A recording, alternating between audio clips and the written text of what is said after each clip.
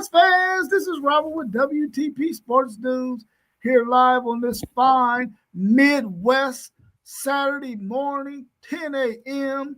with my man FanDuel Zaya of WTP Sports News, also of his own channel, FanDuel Zaya.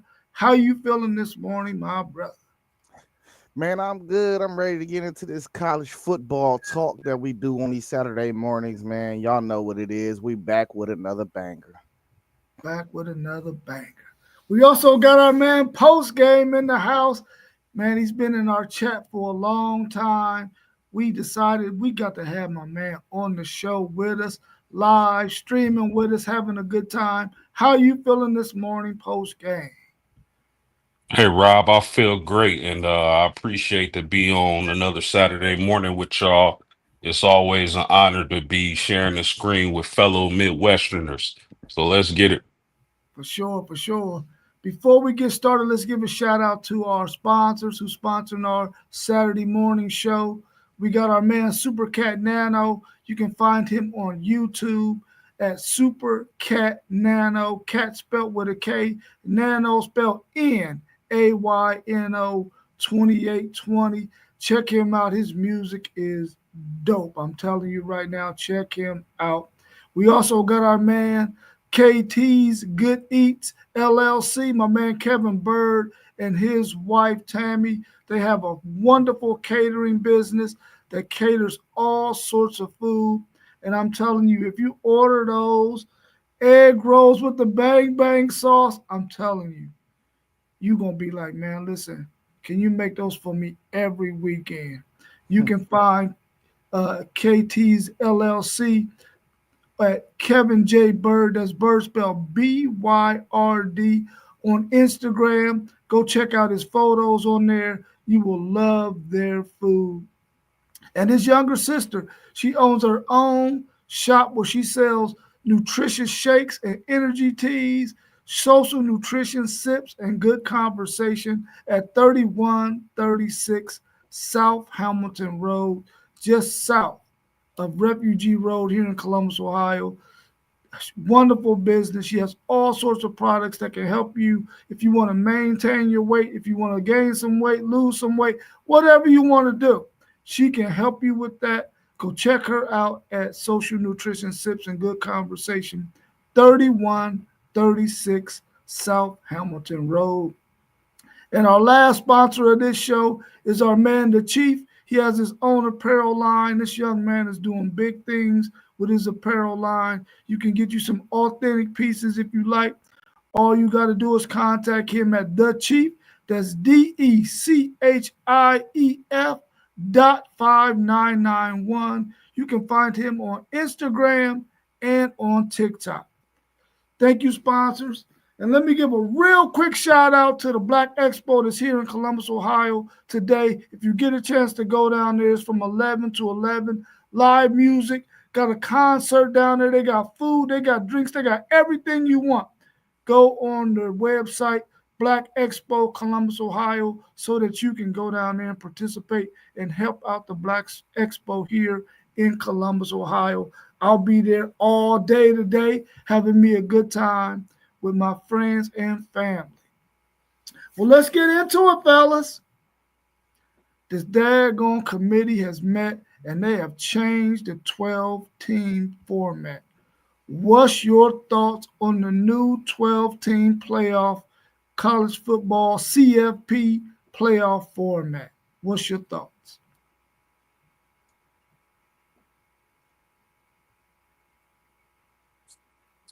Well, my thoughts are it doesn't really affect anything much to me as far as going to straight seeding, even if you're in Ohio State or Texas.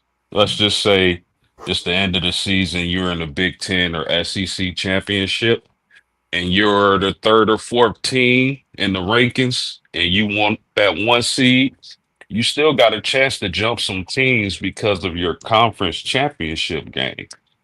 So if I'm in a conference and I'm fighting for one of those top seeds, maybe that championship game puts me over the top and I jump some teams. to get that number one spot or a higher seeding. So not much effect to me outside of that. If Texas, Ohio State, Penn State, any of those big teams from the big conferences, I don't mind it at all because at the end of the day, I'll have a conference championship game if I make it there that could possibly jump some teams if I win that game. So outside of that, not too much. Um, I think it's gonna get tricky, man, in the future. Because if you play that conference championship game and you get popped, you might fall out. And that's what I get from looking at how the reseeding will work. Because if you think about it, who did we think the best four teams was? They came from the Big Ten and the SEC. So with the top four seeds, you know, like maybe Bama. You think of Bama for real, how they lost OU last year, late in the year. I just think it's gonna get tricky because they not. I don't think they're accounting for things that's possible to happen, and I don't think it's no perfect system out there anyway. So, but at least with this format, you still gonna get your best teams with buys, and that's pretty much what a lot of teams was complaining about last year with Boise State receiving that buy and who else? It was another one, somebody else receiving a buy, but I Arizona guess State. Arizona State, yeah. So I mean, you want your better teams to, I guess, have the advantage, but we seen that it wasn't an advantage having to buy. But I mean, a week of rest after a long regular season, ain't nobody gonna probably turn down that rest. Yeah, no doubt, FanDuel. Also, I gotta wonder, man, just seeing how things played out this past season, FanDuel, do I do I even want to buy? Right. Every team last season that had a buy in the playoffs got popped early. So is was it just an anomaly? I don't know. And I'm not sure if I want that buy. If my team is in the playoffs, I would rather keep rolling. Or again, was it just an anomaly? Will it be different this season? We'll find out soon enough. Yeah. Before I answer the question, I'm gonna speak on the anomaly part of that. It probably was an anomaly because the fact that you knew that Arizona State wasn't a better team than Texas, even though they gave Texas one hell of a game, and you knew that Boise State was not better than who they get popped by Penn State. Penn State is that who beat Boise State? Yeah, Penn State. So you knew that those two teams who got the bye was not better than those two teams. Um, and then Georgia was without their starting quarterback. Not that I think that would have made any difference because Notre Dame's defense was really so good that they weren't uh, One ETF, they weren't 100 about to innovators lose rethinking the world. to Before that investing, carefully read and team. consider fund investment I don't objectives, think. risks, charges, expenses, and more in prospectus at Invesco.com. Imagine this. It's day 3 of the NFL draft.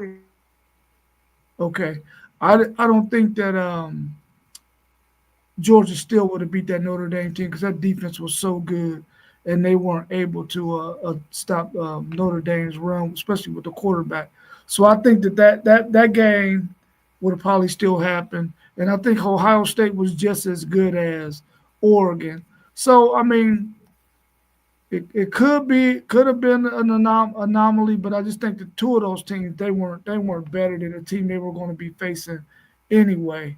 Uh, as far as the new format, I think it's going to put a whole lot of pressure if we have a situation like we had last year with Indiana having the record that they had, but really knowing that they probably weren't as good as some of those teams behind them, along with SMU. We didn't. I don't think any of us felt like they were as good as some of those teams behind them, especially when you start talking about South Carolina. Alabama, of course, did themselves a disservice by losing to Oklahoma. I think it's going to put a lot of pressure on the committee, once they start their first ranking after week what is it, week 7 or something, it's going to be hard for them because there's going to be people that's going to be giving them a lot of pushback on why they would leave out a team with a really good record who really isn't a really good team, but their record looks so good, like we had with Indiana. I think that's going to cause some they're going to get some flack because of that, in my opinion.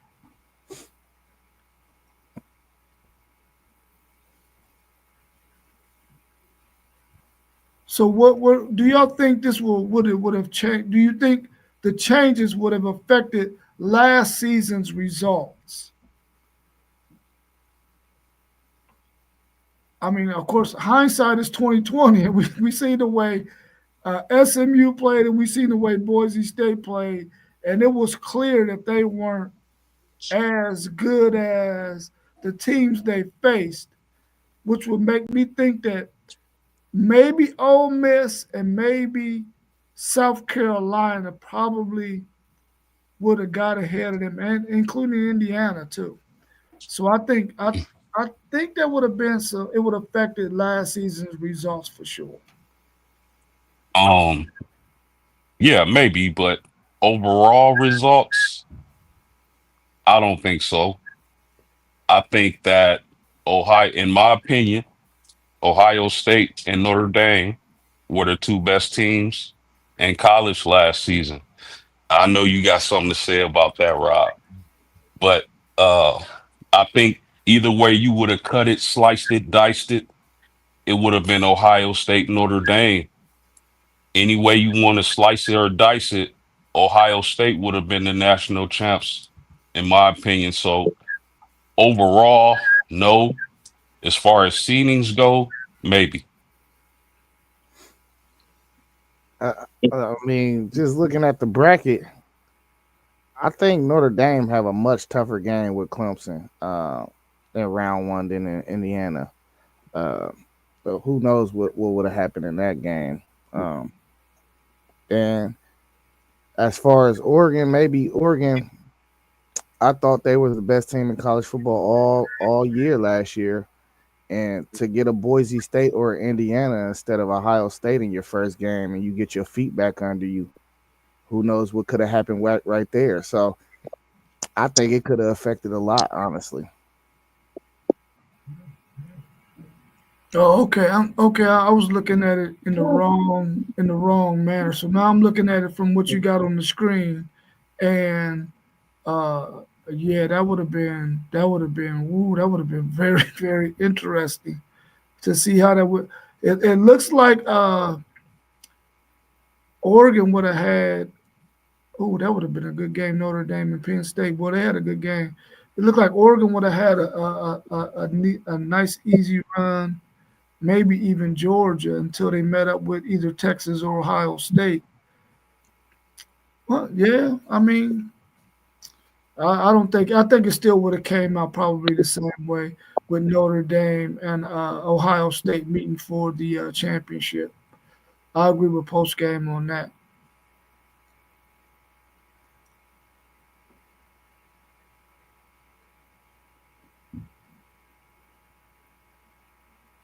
I don't know, man. Listen, Penn State and Notre Dame, them are two like football teams. They both want to run the ball.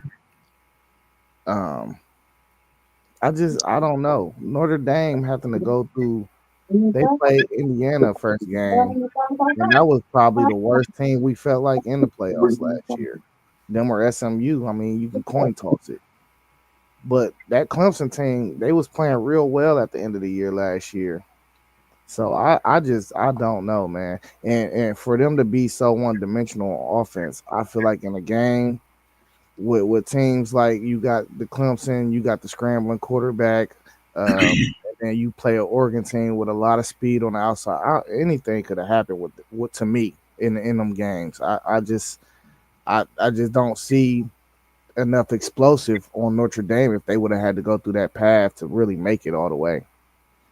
Well, you also got to look at the fact that Clemson could not stop the run to save their life, and Notre Dame with a ball controlled them to death, and they had a good enough defense that they could have slowed down Cade Klubnik, much like Texas did in the first half. And in the second half, when they was down so much, they had to go pass happy, and they were able to take advantage of some things against Texas. But I don't think Notre Dame had those same deficiencies.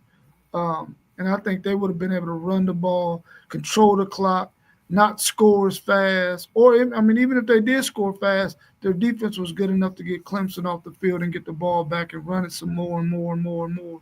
Because Clemson's run defense was atrocious. I think Texas almost ran for 300 yards on them. And so if it would have been Notre Dame, they probably would have had 400 because they're more of a run-oriented team than Texas is. Yeah, I kind of think my brain is going towards like, okay, they beat Penn State last year. They beat Penn State. I get that. But to replace Georgia and Indiana with matchups versus Clemson and Oregon is a way more difficult path to me. Say that again. Say that one more time so I can. So they beat Penn State, you know. So I'm not really necessarily worried about that matchup. They've proven that they would have been able to beat a Penn State. But to replace Indiana, which was one of the worser teams that we felt like that was in the bracket, and then a Georgia team with a backup quarterback, to replace them two teams with a Clemson and an Oregon, possibly, that causes for a lot of trouble for me when I'm looking at that path. They definitely would have been better contests for sure. I agree with you on that aspect of it. Yeah, for sure. Everything else though, like that Tennessee Georgia game, I feel like Tennessee would have beat SMU, but that Tennessee Georgia game could have got tricky, you know. Yeah. Just with that type of offense they run, like I said, they was playing with a backup. You know, I feel like that would have got tricky. Yeah, I mean I agree with that as well. Yeah, there would have been some changes. I'm glad you put that up there on the screen because I was totally lost by that question. I was thinking maybe the seedings would have been different because you wouldn't have had to put in a Boise State or Arizona State since they were on the. Well, Boise State always stayed up in there, but were they really good enough to be there? And then Arizona State was on the outside looking in. You know, they came all the way from, I think, being unranked to getting into the top 25 and getting in really basically because they won the Big 12 championship game. They probably would have been on the outside of South Carolina and Ole Miss. Well, I think the same rules still apply.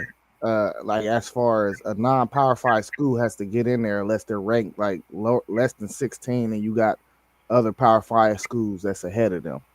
So the same rules really still apply for real. You still gonna get a Big 12 champ in, and you still gonna get a non-Power 5.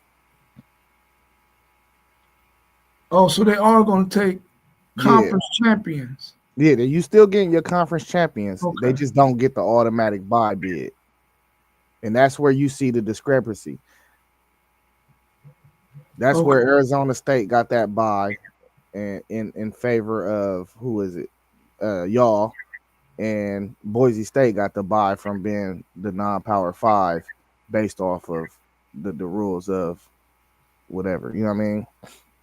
I think Boise State came in higher than Clemson, so that's why they got the bye last year.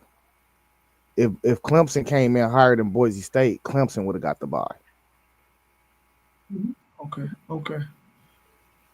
Let's welcome our man, Mr. Claiborne, somebody else, T1. How you feeling, bro? Feeling good, man. Feeling good. I'm over here tush pushing, baby. You pushing in Philly. Tush pushing in Philly, baby. I'm feeling good this morning. How about y'all, man? We good, man. How you doing, man? You all right? Yeah, man. No complaints, man. Just relaxing a little bit.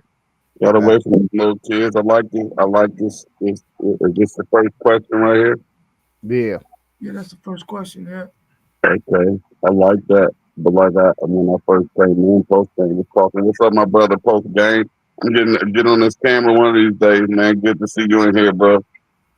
But yeah, I know I heard him say that he just saw the same results. I agree. We would have got a couple more entertaining games, but probably blowouts with Ohio State and Arizona State, and then possibly meeting up with Georgia in that semifinal. That definitely would have been interesting to see if Ohio State would have been able to put that BTA to Georgia in the same fashion that they did everybody else with that run. So yeah, I think they could reseed next year. Are they planning on reseeding next year, or was this just a hypothetical? So they changed the rule, T1, to where they're just going to rank based off they're going to seed based off the rankings instead of giving conference buys, giving first round buys to conference champions. So this is how the playoff would have looked with the new rules that we have coming up this year. I know I would say this. If I was any of these universities after watching how this first time 12 team championship went down, I'm not so sure I would want to buy it. I think I'd be ready to rock and roll and get my boys out there on that grass or that turf and get the cracking from day one. Yeah, I totally agree with that. I said that before you came in, Mr. Claiborne. How you doing this morning? It's an honor to share the screen with you, the greatest voice on YouTube. Hey, I appreciate it, bro. Appreciate it.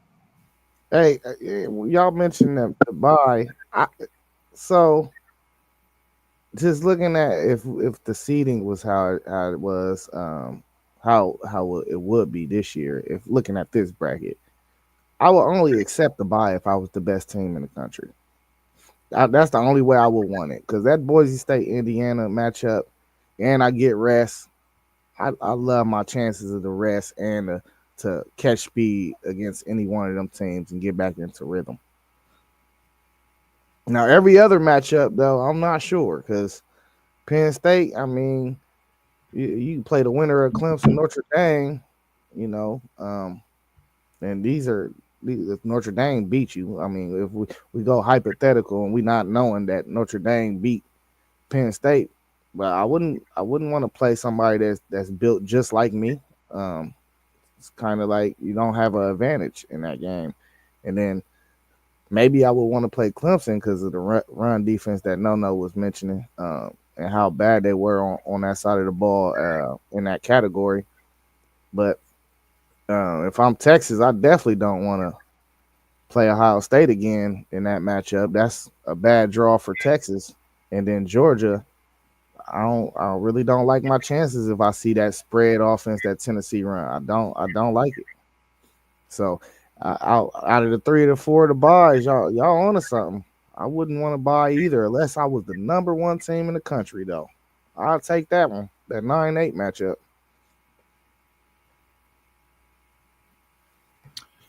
Yeah, I'm anxious to see how it's gonna all play out, man. And will a team like Indiana, will they rethink seating them that high, um, ahead of maybe a 2-loss SEC team, or even a 2-loss Big Ten team that has a better team than they did? Because we saw what happened when they played Ohio State late in the season, and even though they had a good record, we knew that they weren't going to be able to compete with Ohio State, and Ohio State just thumped their skull in.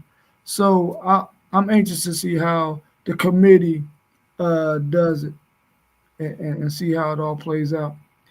Let's go to this next question. And what's your thoughts on the Ohio State versus Texas game wanting to be moved to Sunday, August the 31st, prime time? What's your thoughts on that, and how you feel about it? Well, I got 2 Ohio State guys and a Texas guy in here, so I think y'all be better served of answering this question. I don't see, just looking from outside in, I don't see the significance. Maybe y'all can break that down of what time the game starts. You know, when it's tip off time, it's kickoff time, it's time to roll, morning, noon, or night. So I think y'all be better served in answering this question. I like that post game. I like that. And coming from an outsider, you're right. It doesn't matter what time we play. Let's strap them on and get this thing going.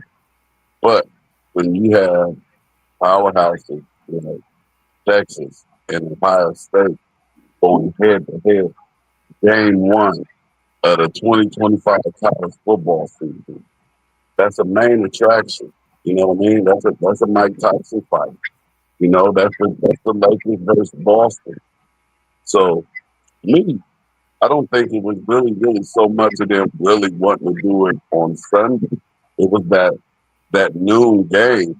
You're really not supposed to have a Ohio State in Texas at the very least 3:30. But what it should be is a night game in the street, and it's going down. You know what I mean? That's more, I think, of what people were looking for. And then I think they just threw that Sunday thing out there. I know me personally, college football don't need to be messing with Sundays. That was saved for the NFL. That's for NFL. And so I'm not sure where they got that from, but I think they just threw that out there because nobody really wants that new game. Although do like noon games because I'm ready to watch it too. Sometimes I like sitting down lately on that 7:30 game. I'm ready to see what we're gonna do right now because I think they was just trying to figure out something to get outside of that new slot, but Fox ain't letting that go.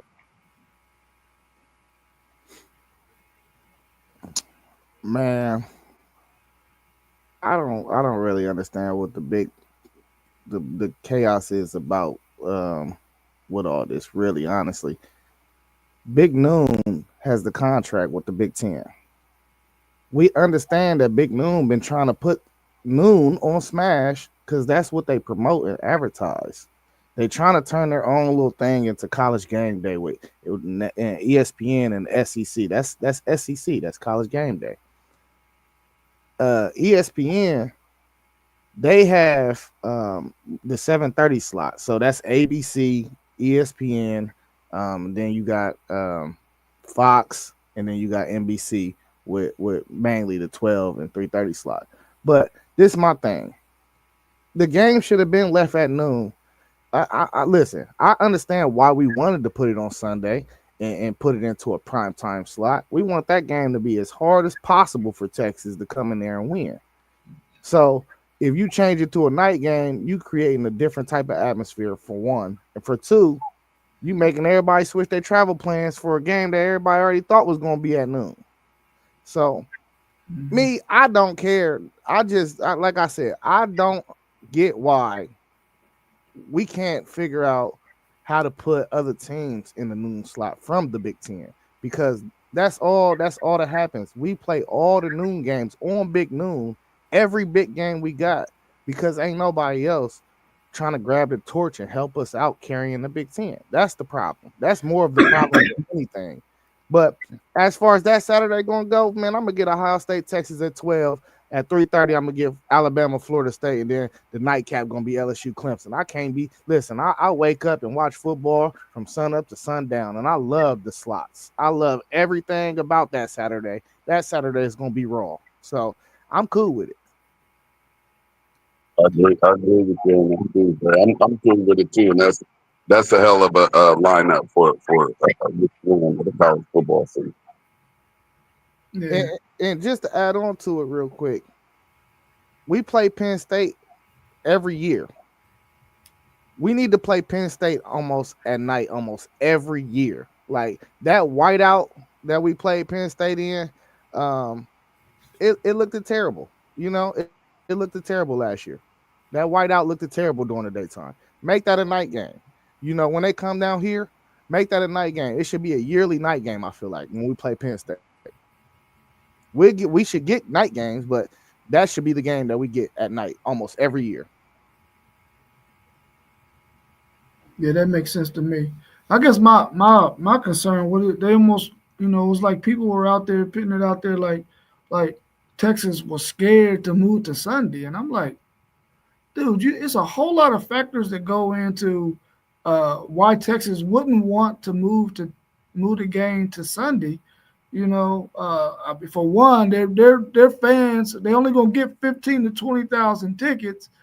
Their fans have already done booked that thing, so now you're gonna make them have to change up their things. Texas is not gonna do that for one, and then they don't want a short week starting off this early in the season. They don't want to have to turn right around and have to play again on a short week after having a grueling battle with the Ohio State Buckeyes.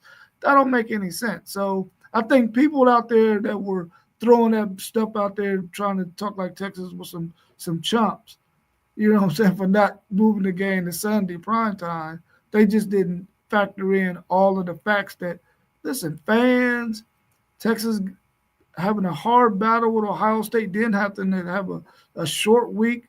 Even though they're playing some cream puffs, nobody wants to do that. This just didn't make sense. So, I mean, I don't care when they play, long as they play.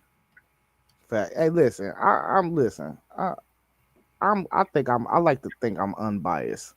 It's only 3 programs in the country, maybe 3: Ohio State, Texas, and Bama, that I feel like ain't scared to play nobody.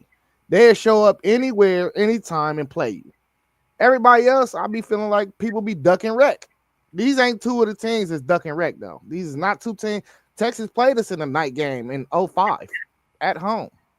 A home and home. It was a home and home. We played night games. They ain't scary. It was just last minute. Don't make it last minute next time. Yeah. That team up north be playing people too. They go play them too. They've been these past few years. But they ducked us in 19, so I can't throw them in there, T1.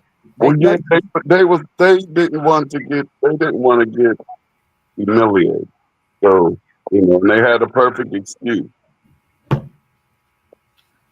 I don't see how Notre Dame is duck and wreck. We just came off a series with Ohio State, a home and home, which y'all got the better of us. Those 2 games. We scheduled Florida State. Nobody knows that they were going to have a down year like they had. We scheduled Clemson. We just got in a series with Clemson, who's a perennial powerhouse. Mm-hmm. And you know, we finally proved in the playoffs that we can play with these teams. You see us beat Georgia, a beautiful game against Penn State. So I don't think Notre Dame is duck and wreck. Oh, okay. Mention USC and Michigan then. What's that mean? They don't want to play USC or Michigan no more. We They don't want to play either one of them. We want to play USC. From what I've heard, the holdup is that USC wants a 1-year extension. Notre Dame wants a multiple year extension.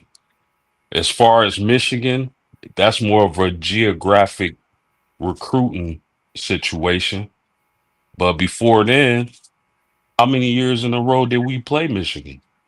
So I don't think it's fair to say that Notre Dame is duck and wreck. Man, Notre Dame know what they doing, bro. They want to play the Purdue's of the world. They want to play the NC States of the world, bro, so they can solidify themselves of being in the college football playoff every year, and they can bring in that bank. We know what they doing.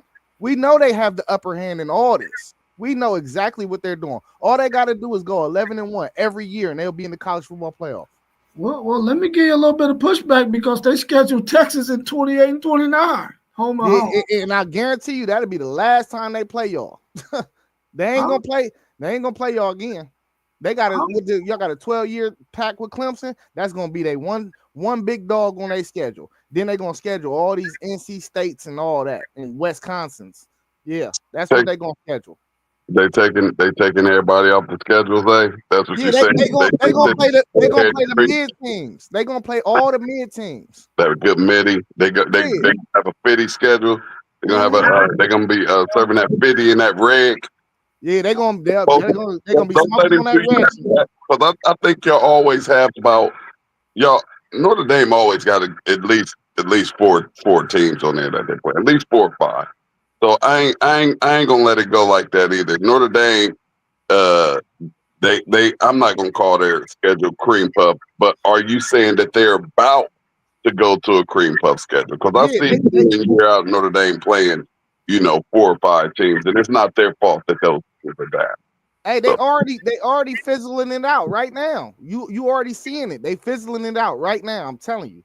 And You the about first this was Michigan, right? Because they used to play them like post game said. They used to play Michigan every single year. Well, wait a minute now. If they're trying to get an extension with USC beyond 1 year, now they didn't have to schedule Texas home to home. They didn't have to do a 12-year thing with Clemson.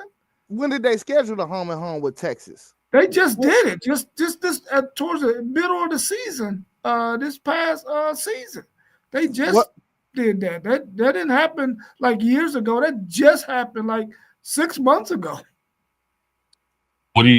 So I don't understand what we're supposed to do. Do you want us to play the top 5 teams every year on our schedule? No, I want I y'all to don't get get on. it. I want y'all to get on You- Big Ten and SEC level. That's what I want y'all to do. Y'all a powerhouse. Y'all got Wisconsin, Michigan State, Purdue, North Carolina, Navy, USC, Florida State, Miami, SMU, and Syracuse next year. Come on, man. Get that out of here. Them are all cream puffs, except for one team for real. And that's Miami. And Miami just came back. Yeah, I disagree with that. Again, you don't know. We can say on paper that these teams won't be good teams, but you never know in college football. These teams could turn out to be top 5 teams. Nobody knew Texas A&M with the talent Texas A&M has. Nobody knew that they would be a team that they were. I thought Texas A&M, as far as their talent, and you can look at the NFL draft. They had some big boys going to draft. So, I mean, again, it's that standard that we get held to that nobody else has. Y'all can play Grambling, but We got but you Texas go. game 1, bro. You just compared Grambling in Texas. I'm saying they on y'all schedule still. I think Notre Dame has a decent schedule. I don't think it's that bad. I don't think it's as bad as you letting on. Me personally, Okay, I think okay. it's fine. Let me say this. You said Texas A&M. When the last time Texas A&M won the SEC? Their first year in the conference. So we're not comparing They Texas never A&M won and the Texas, SEC. huh? They ain't never won. I don't think they ever won the SEC. You can't compare our non-conference to y'all's non-conference. You just can't do it. You talking about Texas? I don't know. Like if we're gonna say non-conference and y'all got an independent schedule, y'all can schedule teams anytime in the year, right? Cool. Y'all been playing Clemson in this decade, the last decade or so. I feel like I think y'all played them like 3 or 4 times already. But outside of Clemson, y'all don't schedule teams that y'all notoriously know is going to be at the top of their conference. That's not true. Bro, we just got off a home with Ohio State. Yeah, and we popped y'all, but that was it. Who else did y'all play? Clemson and Ohio State. That's 2 out of 12. The SEC and the Big Ten is playing 10 tough games a year. Y'all are playing cream puffs. I disagree with that, bro. Bro, Cream go puffs. back the last 15 years of your schedule, bro, and tell me if y'all played more than 4 tough games a year. Tell me. I think it's just it's more because I believe that Notre Dame has a pretty good schedule, and I just think that the teams are just down. I think the teams that's on the schedule that would usually, well, or could we say back in the day, if you look at that schedule that they had back and compare that to the teams that those teams were back in the days, you probably feel different. But I think, fellas, we spending a little bit too much time post game, all due respect, but y'all not in the conference. We don't even need to be talking about y'all this much. So y'all get in the conference. We done spent all this time for an independent team. We might as well have been talking about Grambling or Mississippi State or Jackson State or somebody. Y'all need to get in the conference, bruh. I've always And been we, of the mindset that Notre Dame has, for decades, have played the toughest schedules in college football for decades, bro. With the schedules they were having, I always thought that. You yeah, know, no Why? doubt. Why? And Team Because and they and, they and name brand. when the teams were up, the teams are down now. So now the schedule don't hold that much power. yeah. So how is that our fault? And the thing is, again, man, here y'all go with this independence thing. Yeah, When you independence is a beautiful thing. I When we agree. get our when we get our checks every week and we look at our checks and we see all the mother hands You ain't got and to put they call it taxes. So I mean, listen, look at Master P, one of the greatest rappers of all time, independent. So I mean, I have a hard time believing that if y'all teams was independent, y'all wouldn't take that. Keep Hey, y'all I feel money. like we should go. Hey, I for real. I ain't gonna lie. I'm a little jealous. I'm a little jealous because guess what? Our brand is so powerful. We probably should be independent. We probably should be independent too, and be able to keep all of the money to ourselves because that's all y'all really 100%. do. Y'all just get to keep 100, all of y'all money. Like y'all took that 20 million from the college football playoffs. Y'all ain't have to break nobody else. You know, we split all ours up, but we get 100%. that back end though. Hey, We still. And, T1. and Mr. Claiborne, if y'all was independent and y'all got to keep all y'all money, I would have zero issues with I that. feel you. I feel you.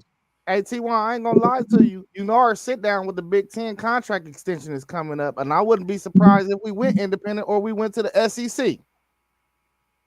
I will be more of just going. I would go the Notre Dame route. It'll be independent.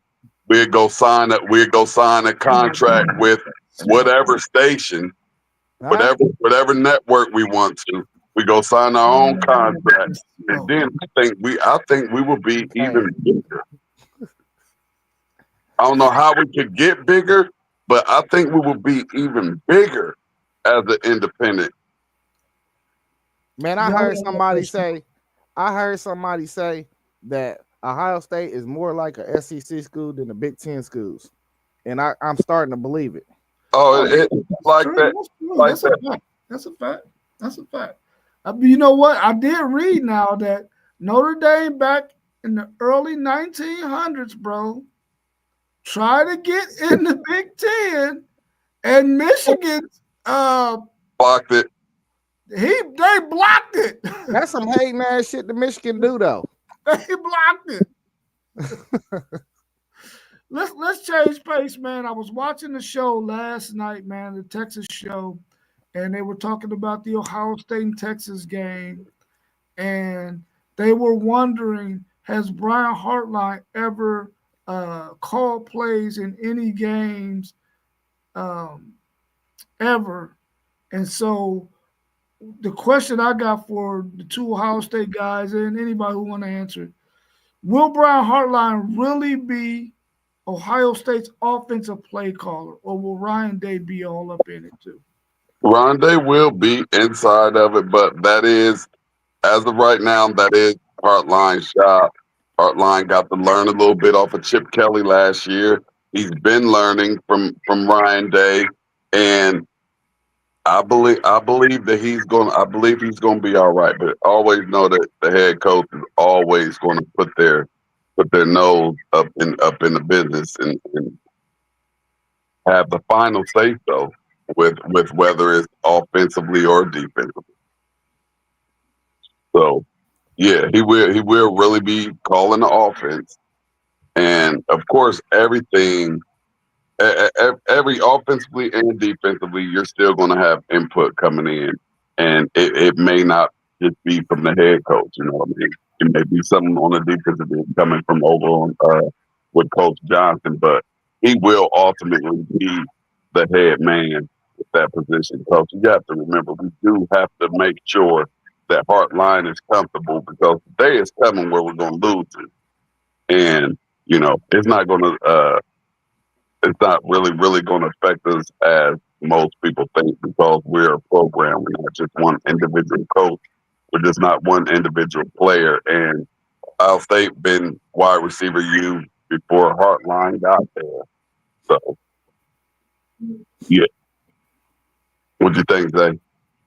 I like what you said. I mean, Ryan Day is definitely gonna have his input, but I think he is letting Brian Hartline go. He's taking the handcuffs off of him, and the only way to get Brian Hartline ready for a championship run is if you just let him go. You got to let him go. You got Tyler Bowen, who is the offensive line coach. He's also the run game coordinator. Then you got Matt Guerreri, who's the safety coach, and he's the pass game coordinator. So he's going to see how to call a game from both perspectives of having a defensive side guy on his team and learning and reading coverages. He was a receiver himself, so he know coverages and he know how to read. It's just about the timing of play calls. Ryan Day is gonna be like, he's gonna be that guy that's gonna be in there where he's gonna be like, hey, number 4 needs the ball now. Let's try to ramp up his targets throughout the game. That's what he's gonna control. He's gonna just tell him situational, like, all right, we might need to run the ball a little more. Let's eat some clock. That's what Ryan Day's role is gonna be. He's gonna be hands off though. He's not gonna have the playbook in his hands. Hey, here's the thing though. Here's the thing too. That I think about. You know, if everybody else had to think about it, but I think about it. Will Hartline open the playbook even more with that passing attack? Because we all know if we just throw that ball, there's no secondary in the country that's going to stop this air attack. So that's really the bigger question is he going to air that baby out and open up the run through the passing game instead of vice versa, as you'll see any team doing, open the passing game up through the run and establishing that run. So that's going to be a real big, that's going to be something that I'm going to be looking at from Hartline to see if he is airing that baby out because no secondary can hold us. Yeah, I agree with that. Ohio State got some pretty special wide receivers. My only question to the Ohio State guys is, how do y'all feel about y'all quarterback situation coming into the season? I'm good. Gucci. I wouldn't even listen here. I wouldn't even be mad if Keenholz had to come in, and I wouldn't even be mad with him. I like what I saw out of him in the Scarlet and Gray game. I like how he threw that ball. I like how he was comfortable behind center, and I'm cool with whatever. But we want to go with the flashy one with the little young second kid who Nick Saban put all of his trust in. So that's what I actually want to see. So, real quick, who do y'all think wins the job? We know who won the job already, man. Already got it. Yeah, he won the job before spring for real. Yeah, it's his to lose, and I don't think he's going to lose because you have to remember, Nick Saban told him that he could come in and compete with Melrose for that job, and that's why he went there. He didn't go there to sit a year behind, and we all know that Saban will play a freshman over an upperclassman in a heartbeat if that freshman is better. Well, I got 2 questions for y'all. If y'all two as fans feel like Sane is the man, why won't they go ahead and announce that? That's my first question. And my second question is, Hartline being a first-time play caller, is that an advantage for Texas? I don't think I'm gonna go with that second one first. I don't think it's an advantage because he's just been in the game for so long, and he's just been in the system for so long, and he has control over those wide receivers. So if he got control over the wide receivers and the play calling, I think that's a beautiful thing. I think that's a beautiful thing. And what was the first one, real quick? Why don't they just go ahead and announce Sane as quarterback one? Because you know that's just not how it works. you still have to let the kids compete. You can't let anybody feel comfortable as if they have a job. You don't have a job. We don't know. I'm quite sure they're telling everybody, even the ones right now, if you slacking, you play around. That number two can come. That number two has more than enough time to come and get you, bro. Before game one, number two has enough time to come get you. So please don't get comfortable. So I think that's why you're not getting that from the quarterback position. They want that to remain a competitive competition, and that cream gonna rise to the top. Yeah, I think you don't announce a starter because you want to keep both guys sharp. You want to keep them on their P's and Q's. Like at the end of the day, neither one of them is proven in the college football world. So that's just gonna bring out the best of them. You know what I mean? And on top of that, with your second question, I don't know. That's a disadvantage to y'all because y'all don't even know his tendencies. Y'all don't know what he gonna come out there and do. At least we done seen Sark. You know, we got coaches on our staff that's still there that played in that game last year, that coached in that game last year. We kind of got a feel for tendencies for Sark, but Sark is good at he's good at having a rebuttal for a rebuttal. He's one of them type dudes. So if you see one look, he gonna progress that look throughout the game. You know what I mean? So I don't think Brian Hartline. There's no film on a Brian Hartline offense. There's no film on it. Okay, cool. Let me ask y'all this. Should a scheduled slot or two be made available each year for storylines that happen after the season is over, like having Tennessee and UCLA play this year because of their quarterback swap? Love it.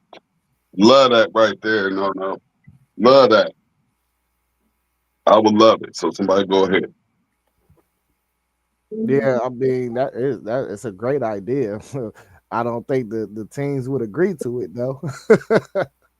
Right. Saying? Hey, off of that, my fault. But give me that. I would like to see a lot of rematches. Like give me that Alabama Michigan rematch. You know what I mean? And we're already gonna get to see Ohio State, Texas. I would like to see a lot of those rematches like that. That's good, man. I really like that. You need to call somebody. He said you need to call somebody. Yeah, I like that one. Yeah, It's a great. Go ahead.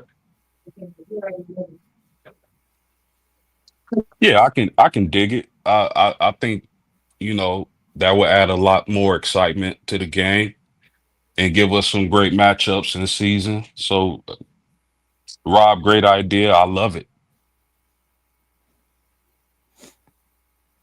Hey, but you know what could happen? Schedule both of them bums in the bowl game, man. Yeah, that could happen too. That could be a way to make it happen. Shout out to your dad post game who's out there he's out there in the chat. Shout out Mr. Lawrence Whitmore. Thank you for joining the show. Appreciate you. The Wiz is what he's known for in South Bend. Salute, Pop. Say it one more time. What'd you say post game? I said the Wiz is what he's known for in Oh, South Bend. So shout out to Pop. Thanks for joining. yeah, I think they should find a way to make stuff like that happen, man. When you got storylines like what we just had this past season with Tennessee and UCLA. I don't know how they can do it outside of maybe having them meet in a bowl game, if that's possible. If those two teams don't make the college football playoffs, but I think they should be trying to find ways to promote that kind of those kind of games. The last question I got on the docket, man, and I thank you post game for this question. It said, I'm saying, what's your thoughts on former North Carolina coach Mack Brown's statement that UNC is lowering their academic standards to help Bill Belichick?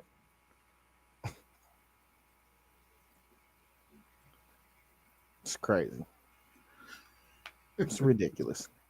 Like, this is a basketball school we talk about. You lowering the academic standards to affect the whole university over your not even your most prevalent sport. You know what I mean? Like, it's just ridiculous. Like, come on, what are we talking about? What does that even mean? Like, are they lowering GPA standards to get into the school?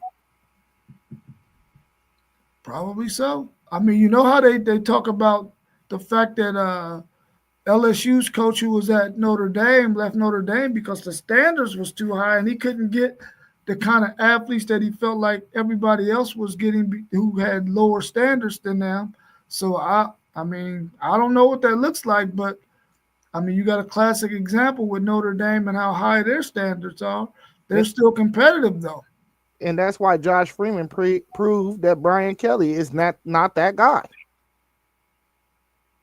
Yeah, true. Yeah, man. Coach Freeman did prove that Brian Kelly is not that guy. For years and years, he complained about having the ability to compete with other schools because of Notre Dame's academic standards. What does Coach Freeman do? He comes right in, he improves recruiting, and our standards stayed the same. But it worries me a little bit because now with NIL and everything, you worry if academics isn't going to, play as much of a role as it has before NIL. Whether you go off to the NFL and come back and get your degree, or you graduate while you're playing football, you're not going to be able to play football forever. You know, if I had one wish, I would wish that athletes couldn't get injured. But, my arms are too short to box with God. So that's not going to happen. And I'm just worried that with NIL and everything, academics isn't going to matter as much. Mm. Well, there is one athlete who doesn't get injured post game, but we'll save that for another show. Man, stop it, man. He just sat out a couple of times, bro, because he was hurt. He hurt right now. You see him limping off the court. We gonna get into it. Hey, Rob, Stop. we all know he acting like he hurt. Yeah. Oh man. Get out of the gala. That's why he didn't go to the gala. He said he was hurt. Hey, look, we saw who that? We saw Tatum. We saw Tatum in the surgery room. They had Tatum in the surgery room the following week. We saw that. But we know that's another show. But yeah, it is one person out here in America who don't in the world who don't get hurt, don't get injured. Don't nothing happen. You say so? He has the greatest career ever in NBA history. Absolutely. In sports, he has the greatest sport. Man, Brian Kelly had Jaden Daniels, Brian Thomas Jr., Harold Perkins, Malik Neighbors, all on the same team and still couldn't get it done. He's out of excuses. He's done. Harold Perkins was hurt last year, right? He's still there, right? I don't know if he's still there. I don't know. Because I think Harold, no, he might not. I don't know. I don't remember him getting drafted because him and Anthony Hill were around this. I think he came a year before Anthony. He might be a junior this year, or redshirt junior or something. Yeah, I think he got hurt, so he should be back this year. Yeah, I think that was his freshman year. Yeah. Harold Perkins is a beast.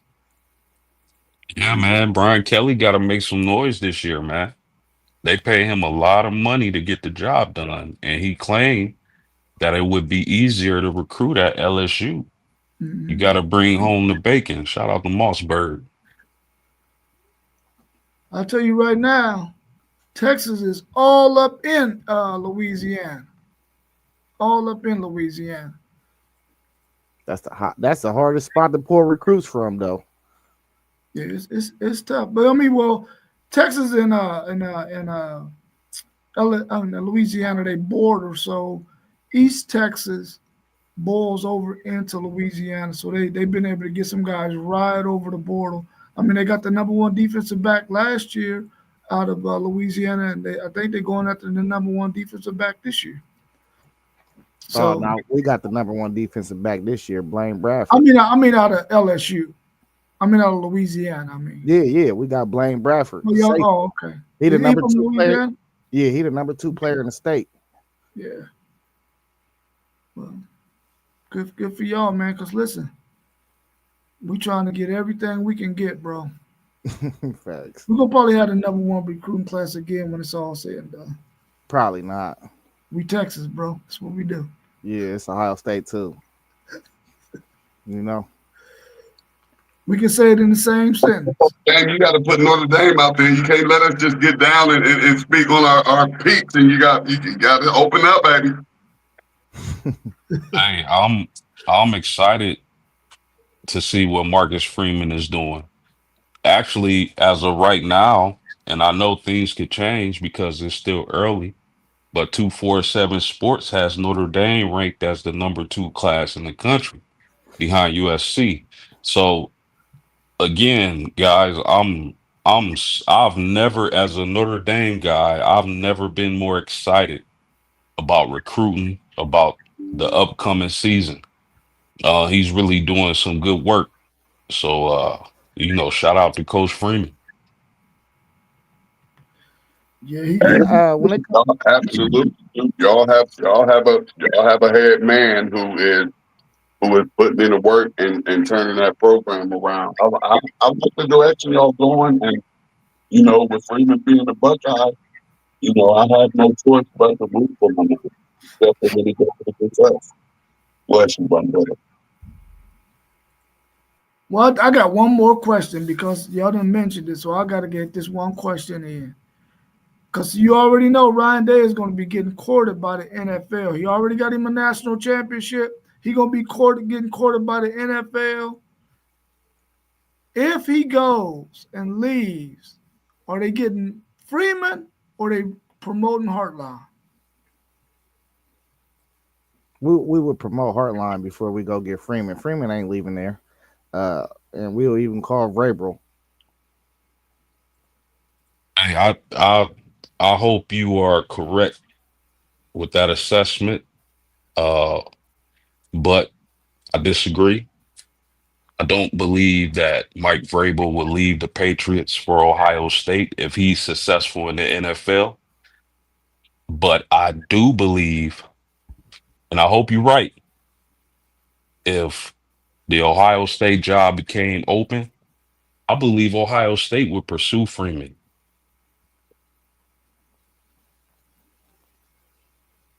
T.Y.?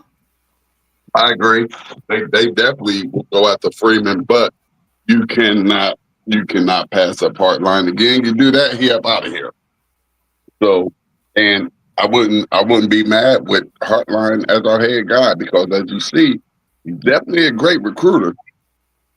You know what I mean? He's definitely a great recruiter. So I don't see us passing up on Hartline again. Only if Hartline doesn't want to be a head coach. That's the only way I can see that happening. And I will be after Freeman. I will be after Freeman before Vrabel. Do you have a GM? Ohio State, do you have a GM? Nah, just an athletic director. Y'all don't have a GM? Nope. No. Oh, snap. No, y'all do. Yeah, hell yeah, we got one. That means y'all be on some other stuff. It's okay. Hey, Did I set myself up for that one? It's still yeah, coming. Notre Dame also has a GM who's been doing a hell of a job. I forget his name, but he was the orchestrator of the turnaround for the Detroit Lions. So, Yeah.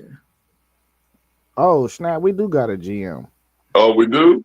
about to say, y'all Yeah. ain't gonna be Ohio State and not have no GM, bro. No, we got a GM, Mark Pantoni.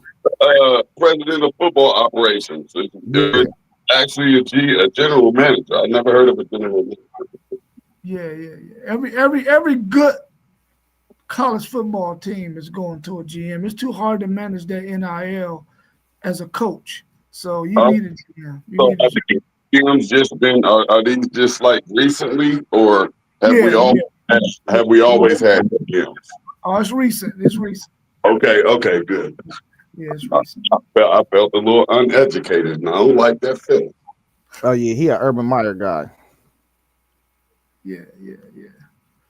All right, y'all. Well, that's all I had, man. If y'all got anything else y'all want to discuss, we can do that, or we can go ahead and peace out. Who y'all got? Do we have a game? Do we have a game tonight? NBA? I think so. We got who got OKC in Minnesota? Yep. We got 8:30. who's OKC about to sweep these leagues? Nah. Nah, Minnesota gonna get one at least. So y'all got Minnesota tonight? Yeah, they gonna win tonight. Yeah, must win for both teams in the East and West. But I can't lie, fellas. I'm starting to believe it's gonna be sweeps both ways. Wow. Sweet both ways. All right, y'all. Well, if you're in Columbus, Ohio, you better make it down to the Black Expo downtown Columbus, Ohio. Support those black businesses. Support the Black Expo. Go get them a couple dollars so that they can keep returning every single year. I think this is their 4th year up and running. Please support the Black Expo. Make it out there. Shout out to all of our sponsors, Super Cat Nano, KT's Good Eats, Social Nutrition Sips and Good Conversation, and the Cheap Apparel line. We out of here, y'all. Peace. Peace.